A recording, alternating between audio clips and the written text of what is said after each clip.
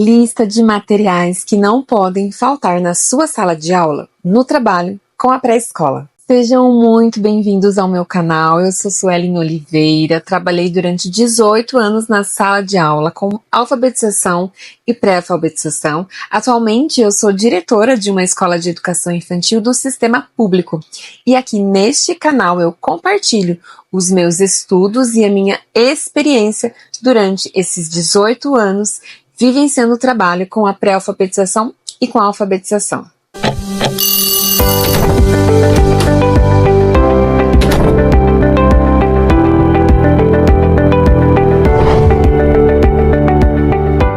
Hoje eu vim trazer para vocês uma dica, uma sugestão de materiais que vão ajudar muito vocês na sala de aula.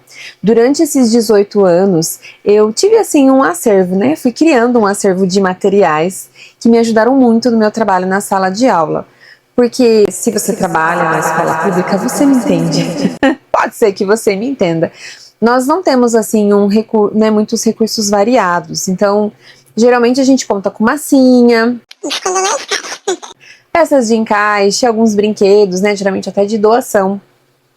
Então, o que eu fiz, né? Isso eram recursos muito escassos. Eu fui, durante esses 18 anos, criando o meu próprio acervo de alguns materiais não estruturados que me ajudavam na minha prática e também que eu disponibilizava para as crianças para que elas brincassem livremente.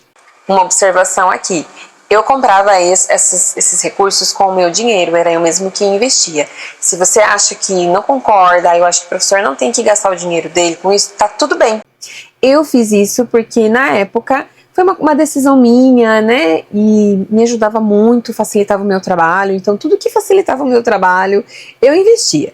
Tudo que facilitava, me dava um pouco de paz, de tranquilidade no meu trabalho, me dava resultados que também me motivavam, eu investia. Mas se você acha que o professor, né, não tem que investir nisso, tá tudo bem também, certo? Então nós vamos conversar um pouquinho sobre essa lista de materiais, vou dar uma sugestão também de como trabalhar com esses materiais, como que eu utilizava na minha sala. Primeiro material dessa lista, palito de sorvete. Material bem simples, né? Mas eu tinha um monte de palito de sorvete. Eu tinha vários palitos de sorvete. Eu fui comprando e fui juntando ao longo de um tempo. Então eu tinha muitos palitos de sorvete. E como que eu utilizava esses palitos? Às vezes eu deixava as crianças brincarem livremente com eles. Eu falava, olha pessoal, distribuía assim nos grupos. Já nós vamos brincar com os palitos e vocês vão criar o que vocês quiserem. Aí eles criavam estradas, casinhas, enfim. Eles adoravam brincar livremente. Mas em outros momentos, eu utilizava o palito de sorvete para atividades dirigidas, especialmente ditados, ditado de números, de letras e de formas geométricas. Então eu falava para eles, distribuía, falava, pessoal, hoje nós vamos fazer as formas com os palitos. A forma que a professora falar, você vai tentar fazer. Aí eu falava, vamos lá, vamos fazer um quadrado. Aí todo mundo tentava fazer um quadrado. Vamos fazer um triângulo. Às vezes eu dava na mesa, às vezes eu dava na roda, assim, no chão. E aí eles iam montando. Um ajudava o outro, aquele que tinha dificuldade, não conseguia montar, o amigo ajudava. O círculo era muito legal porque eles pegavam vários palitos para fazer o círculo. Às vezes também eu dava o ditado de letras, às vezes eu pedia também para fazer alguns números que dava ali para fazer com os palitos, claro. Então eu dava ditado de formas, de letras e de números para que eles fizessem com os palitos. Ora na roda, ora ali mesmo nas mesinhas, nos grupos, e era um material que eles amavam. Então, o palito de sorvete. Palito de fósforo também, eu tinha bastante palito de fósforo assim riscado, sabe?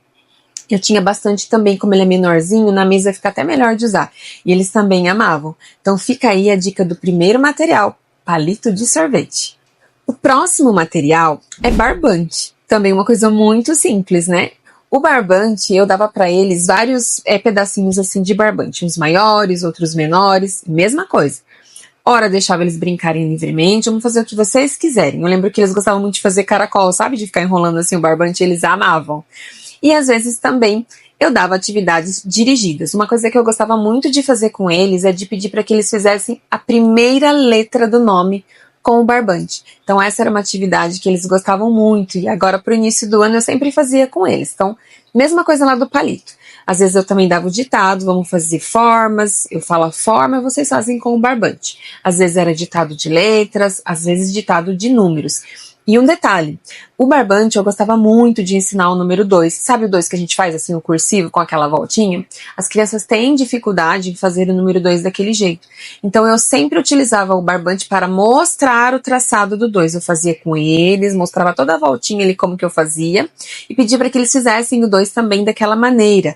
E depois que montassem o 2 com o barbante, para que eles passassem o dedinho e sentissem o traçado do número 2. Então, eu utilizava muito o barbante para ensinar o traçado do número 2. Então, esse material também é maravilhoso para vocês usarem com as crianças. Próximo material, prendedor. Isso mesmo, prendedor de roupa, sabe de prender a roupa no varal? E pratinhos descartáveis, desses de bolo, de festa. Eu gostava muito de usar o prendedor para trabalhar com a coordenação motora. E aí, eu colocava 3 materiais. Prendedor, pratinho descartável colorido e as peças de encaixe. Então, o que eu fazia? Eu dava um prendedor para cada um pratinho para cada um, né? Um pegava o amarelo, o outro pegava o vermelho, o outro pegava o azul e assim por diante. E colocava as pecinhas no meio. Então, geralmente eu fazia no chão, colocava as pecinhas no meio, todo mundo sentado em roda, cada um com um prendedor. Você também pode separar em pequenos grupos também, não tem problema. E o que eu falava para eles? Olha, pessoal, as pecinhas estão com as cores todas misturadas e nós vamos separar as pecinhas por cores. Só que para isso a gente vai usar o prendedor e vai colocar as pecinhas de acordo com a cor do pratinho. Então, quem está com o prato azul vai pegar com o prendedor apenas as pecinhas azuis e colocar no seu pratinho. Quem está com o pratinho vermelho vai pegar apenas as pecinhas vermelhas e colocar no seu pratinho. E assim por diante. Essa era uma atividade que eles amavam. E aí, quando eu dava a pecinha, pra brincarem assim também à vontade, às vezes eles pediam, dá também o prendedor e o pratinho pra gente separar. Então, eles gostavam bastante. Eu utilizava muito esse material, o prendedor e o pratinho descartável. E o pratinho dá pra gente usar em outras atividades também. Então, já anota aí esse material também. Outro material que eu utilizava muito era aquelas forminhas de brigadeiro, sabe? Eu gostava muito de utilizar para trabalhar com contagem. Então eu disponibilizava na mesa várias forminhas e eu falava para eles: pessoal, hoje nós vamos brincar com as forminhas. A professora vai falar um número e vocês vão pegar as forminhas de acordo com o número que a professora falar. Então eu colocava tudo na mesa. Vamos lá, número 2, pega para a professora 2 forminhas. E aí eles separavam. E assim por diante. Outra maneira que eu gostava também é de dar as forminhas para que eles brincassem livremente. Então, geralmente quando eu dava massinha, eu dava a massinha, o palito de sorvete e essas forminhas. Eles adoravam ficar fazendo bolinhas e brincar de colocar ali dentro das forminhas.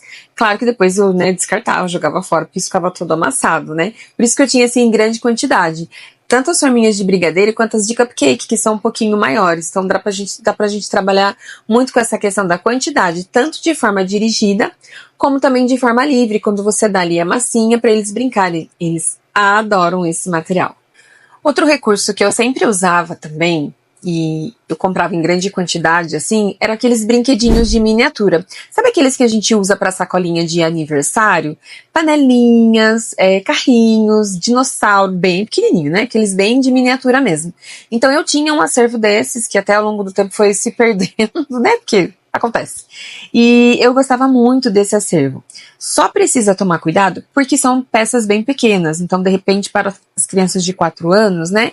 Dependendo da turma que você tem, pode ser que talvez não dê muito certo. Mas é preciso sempre orientar. Não coloca na boca, né? Avisá-los também, se eles verem algum amiguinho colocando, avisa a professora, né? Fala com o amigo que não pode. Mas eu nunca tive problema, nem com os de 4, nem os de 5 anos. Mas, dependendo da sua turma, talvez com as de 5 anos, talvez seja mais tranquilo, tá bom? Eu deixava tanto brincarem livremente, porque eu não tinha, assim, acesso a muitos brinquedos. Então eu não tinha infinitas, né, muitas panelinhas, muitos carrinhos, não tinha, né? Eram poucos. Então eu comprava essas miniaturas porque assim tinha uma quantidade bacana para todo mundo ali brincar. Então, ou eu deixava, às vezes, eles brincando livremente, ou às vezes eu também dava atividades dirigidas de contagem. Mesma coisa, a professora fala o número e vocês pegam a quantidade, que aí fica mais interessante. Então pega para a professora 4 panelinhas, ou eu mostrava o número e pedia para todo mundo pegar. Então, tanto dá para usar de maneira dirigida, quanto também de maneira livre, e é um brinquedo ali diferente também, porque as crianças, parece que algumas, né, já tem tanto, que nada mais chama muito atenção.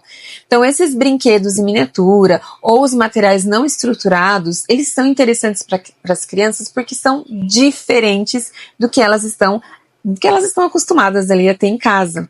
Então elas se envolvem com aquilo, se envolvem com aquela atividade, eles se interessam. E é por isso que esses recursos, eles nos ajudam muito na sala de aula. Por fim, uma maneira também que eu usava esses recursos, usava muito até, era para deixar no finalzinho da aula, para que eles brincassem livremente, e aí eu ia ajudar os alunos que têm dificuldade, porque vocês sabem que é difícil às vezes a gente administrar uma sala de pré-escola com quase 30 alunos. Eu já tive sala de aula com quase 30 alunos, 27, 28 alunos. E aí a gente vai observando aqueles que, né, não estão avançando como deveriam estar, né, não estão atingindo ali aquelas metas, os objetivos que deveriam atingir. Então o que eu sempre fiz? Eu reservava sempre um tempinho no final da aula para dar uma atenção especial para aqueles alunos. Então eu juntava ali uns 2, 3 alunos, e para os demais eu dava esses recursos. Então, para não ficar enjoativo e dar sempre massinha, sempre pecinha, sempre brinquedo, eu variava. Então hoje vocês vão brincar com os palitos. E aí eu chamava aqueles 3 alunos e desenvolvia algumas atividades ali de acordo com as necessidades deles. Hoje nós vamos brincar com o prendedor e as pecinhas, e é livre, tá bom? Vocês vão brincar do jeitinho que vocês quiserem. E aí distribuía lá e ajudava um outro grupinho, ou aqueles mesmos alunos, ou de maneira individual, enfim. Eu sempre reservava ali na semana, pelo menos umas 3 vezes na semana, um finalzinho da aula para eu ajudar esses alunos que tinham mais dificuldade, e aí a turma, enquanto isso, ia brincando, né, com autonomia. Eu deixei aqui na descrição do vídeo um link para vocês acessarem, que tem uma lista com esses materiais. Então, nesse arquivo vocês vão encontrar esses materiais que eu acabei de falar, né, sugestões desses materiais, e também onde adquiri-los ali no Mercado Livre, porque tem um preço mais acessível. Então, cliquem ali no link, acessem, né, deem uma olhadinha lá. Claro que você não precisa comprar tudo de uma vez só. Você também pode mostrar para a direção da sua escola, de repente, né?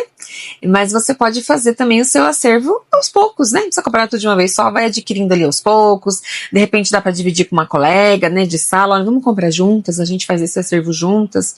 Ou apresenta mesmo também para a direção da escola. Se você gostou deste vídeo, não deixe de curtir, deixa aqui o seu curtir, aqui o seu joinha, e também se inscreva no canal, porque a partir de agora eu vou ficar bem mais ativa aqui, dando mais sugestões, reflexões sobre estudo e prática na pré-escola para professoras que realmente querem desenvolver as habilidades preditoras da alfabetização.